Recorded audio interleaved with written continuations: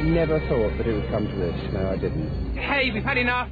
Our way of life is threatened. And things these days are getting so out of hand because the governments are telling us what we can and what we can't do. Leave us to choose our own rights. I'm worried that I might not be able to go shooting with my dad. Our livelihood, our way of life, employment, we're finished. It's as serious as that. This is what a disarmed country looks like. This is how little is left once free men and women surrendered their right to own a firearm. The silence was deafening, marching like a defeated people, thousands of shooters and sportsmen, grabbing at one last chance to resist, fighting for a freedom they had already lost. I'm not doing it for shooting, I'm doing it for freedom. I don't care if I never fire another shot, but I'm damned if I'm going to let my government make the decision for me. My father once said to me that the day you hand your guns in, that means that the country's no good to live in anymore. No one really thought that they would take your rabbit guns and your duck guns. That just couldn't happen. It was an impossibility. We thought no one would ever do anything to us. We were wrong. Too bloody late now. Once the guns are gone, you're not going to get them back. Giving into government by giving up their firearms. Gun owners were shamed into silence while politicians and the anti-gun forces moved swiftly, turning two tragic shootings into legislative opportunities. It becomes quite clear that if you want a safer society with lower gun violence, then you've got to reduce your gun ownership. In Great Britain, a total ban on handguns. Within a year, storage rooms at police departments were filled with firearms. No matter how valuable or how rare, they were turned in by law-abiding citizens to be destroyed. The main thing that's been destroyed in the UK is democracy. We've had a vociferous minority hoodwink the media and the public into believing what they've done is right. We've basically accepted that our government possibly have a point to make. And I think that we should have told them very clearly that they do not. There's the old saying, if the good men stay silent, only the evil is heard. And the good men, we sat at home, all 60,000 of us, and we were silent. A very bad mistake.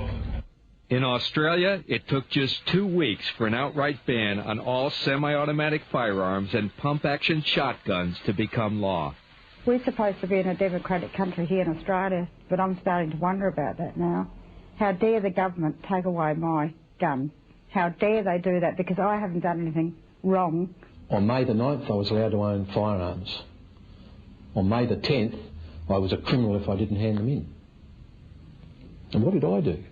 Just because I happen to be a firearms owner, I happen to be some sort of potential murderer or some sort of monster. And that's just not the case. It's the feeling of being a second-rate citizen. It's the feeling of being a Jew in Nazi Germany. That's the same feeling. Gun owners forced to surrender their firearms to the saw blade, the scrap heap, and the blast furnace. Strike the pen. And for collectors like Len Martin, all he has left is memories. Photographs of what freedom once felt like. A cult collection worth thousands of dollars, gone forever. My family fought for this country, for his rights, my rights, and they did it for nothing. Because what we've got now is, I believe we're heading for we're close to a dictatorship. But it's more than just losing a firearm. It's losing a tradition and a cherished right. And that's a loss that can never be reclaimed. That firearm was my father's. It was mine. It was going to be my son's. And they've taken it from me. And they shouldn't be allowed to do that. The chief of firearms in South Australia said to me, you'd be happy with the money you got for your guns, wouldn't you? And I looked at him and I said, you don't understand, do you? I don't want the money. I want my guns. I lost a Ruger 44 carbine rifle, which I use for pig shooting, and I lost a Rimfire 22 semi-automatic, which is the first firearm my father ever gave me, and that really hurt. A hurt that runs deep, Olympic shooters feel abandoned by their own government.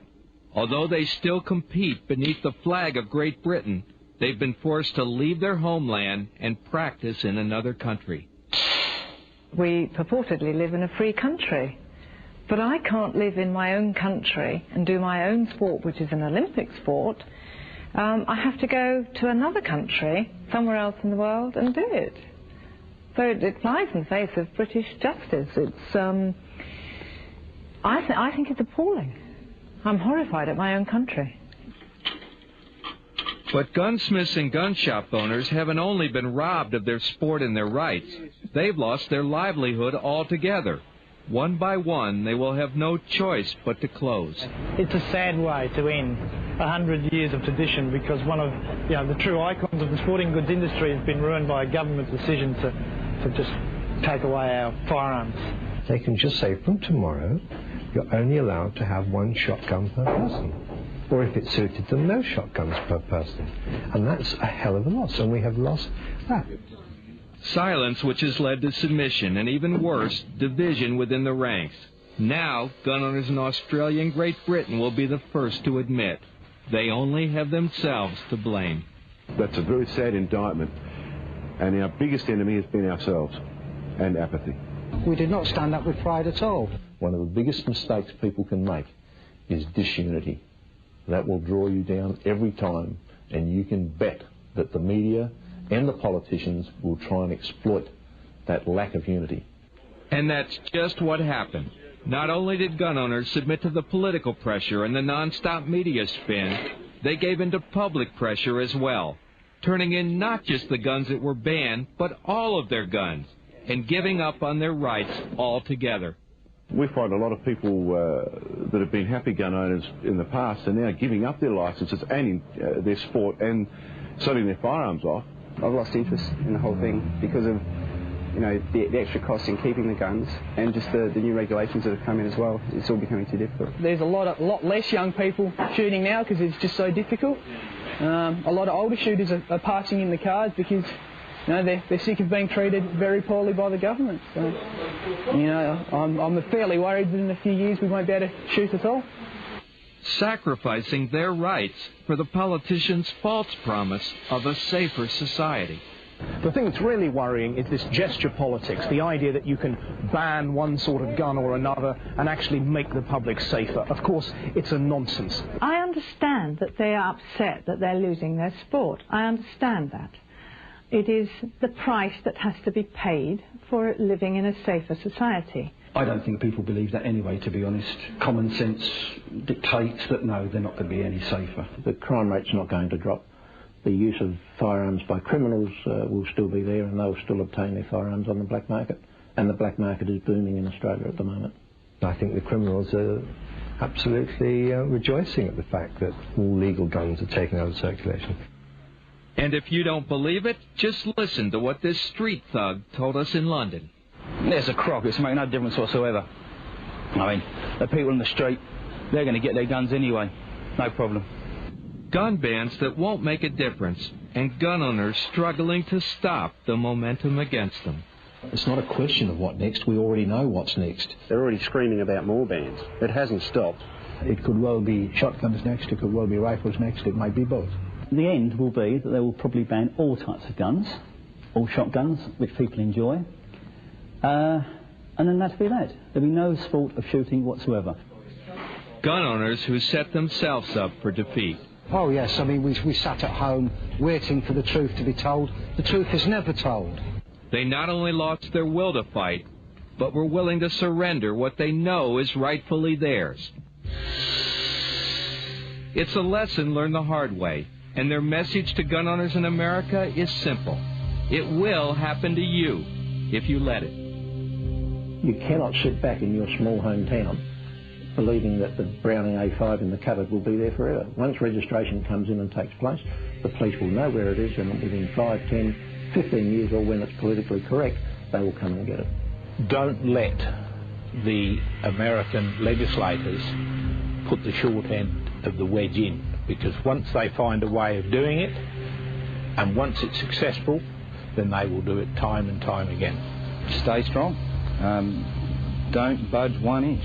As soon as they start to suggest a ban on one sort of gun or one type of gun, say no. Do everything you can to oppose it, because it's just the beginning of a broader ban. For God's sake, get behind the biggest organisation, make it as big as you can. Join the NRA. Keep the pressure on, because if you don't keep the pressure on, there are people out there whose entire life is devoted to taking your rights away. Get off your butts and wake up. Read the writing on the wall. Join up and be with the strength now. It's too late when your guns are gone. You should never give up. Never, ever give up.